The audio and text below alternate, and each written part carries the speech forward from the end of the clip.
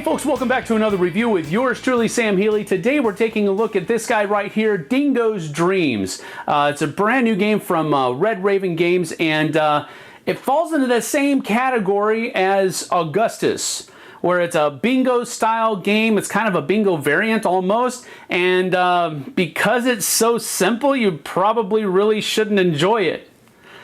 But let's get down to the table and I'll show you.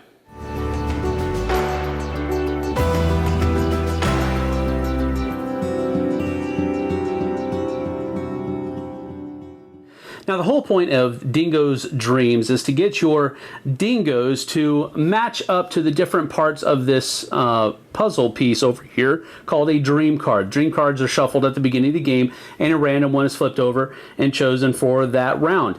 During the round, you're going to have different cards from the pile over here flipped over, and they will have different things on them. For example, they'll have red mountain, or green ocean, or gold waterfall, or silver cave, or gold cave. They're just basically different combinations of these tiles that are out here.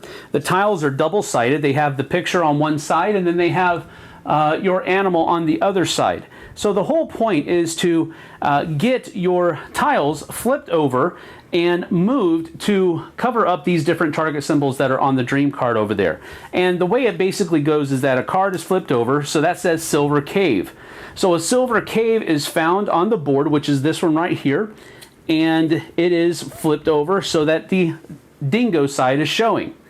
Now, during the dream time phase of the turn, your extra piece here is used to slide into a row or a column to move or shift those tiles whichever way you'd like them to go.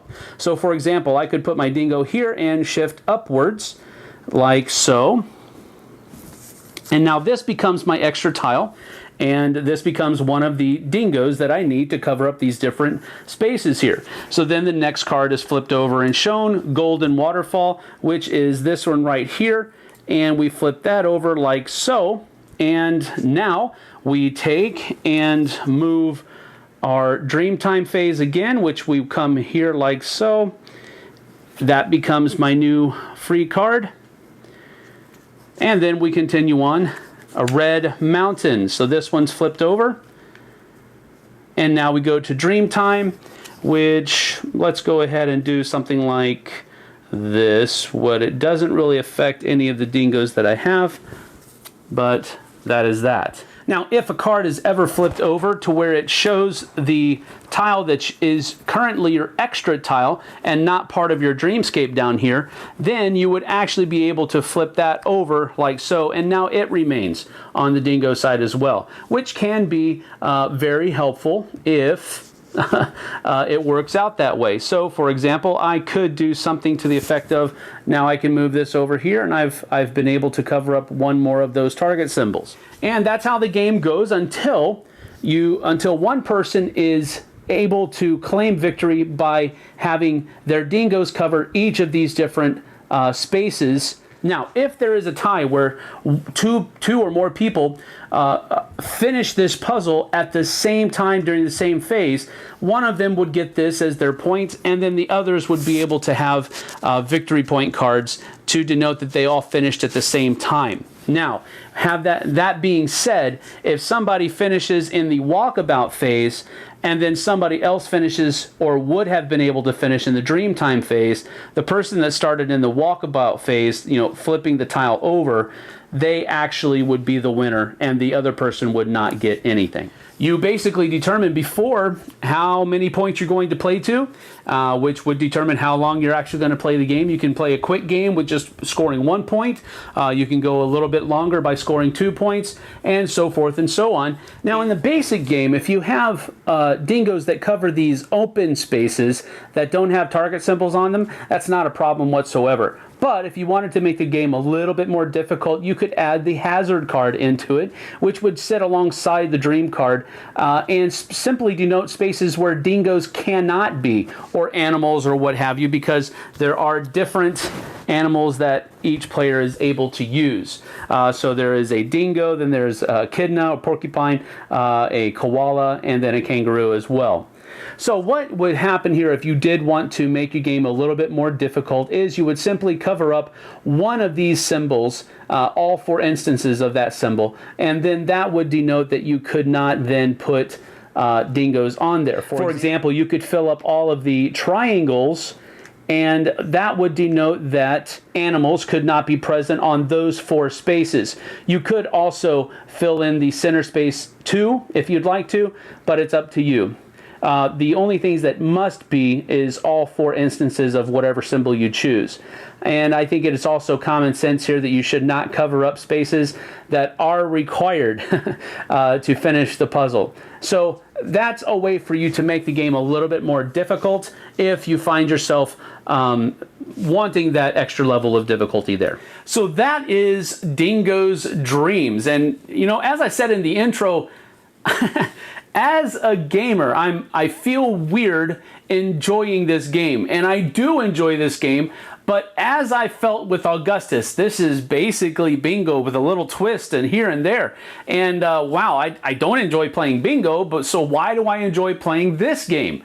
Well, quite frankly, I think it's the commonality of the bingo mechanic mixed with something that's a little bit new, a little bit fresh, and when the two are married together, it makes sense, and it has that feeling of, why haven't we been playing this game? This is a simple, fun game to play. I think it's a game that in its basic level, not the advanced level, but in its basic level, this game will appeal to a wide swath of people because it has that familiar nature to it of, I have to match this and I get to flip that over. Now I have to kind of shift everything and try to put that puzzle together. It reminds me of those little plastic games where you had a jumble of words or pictures and you had to get them in a correct order. And that has, you know, it's kind of like an anchor that people can latch onto. And so it automatically out of the gate has this feeling of, I know how to play this game. Now I just have to figure out how to become good at it. And I think if more games were able to latch onto an anchor like that, it would be really good for the hobby. This game, I think I could bring it out and play it with my wife's parents. I know I could probably play it with my parents.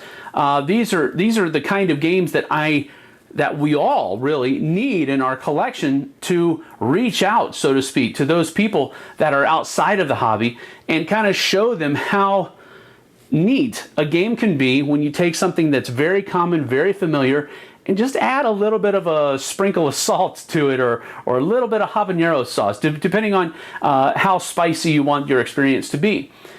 So this is a game that I won't see myself playing all of the time, but I know my family's going to like this game. As a matter of fact, we played like 4 or 5 games of it last night. Okay, so please understand, this is one of those games where you can play real quick. Okay, I won this one, let's play again.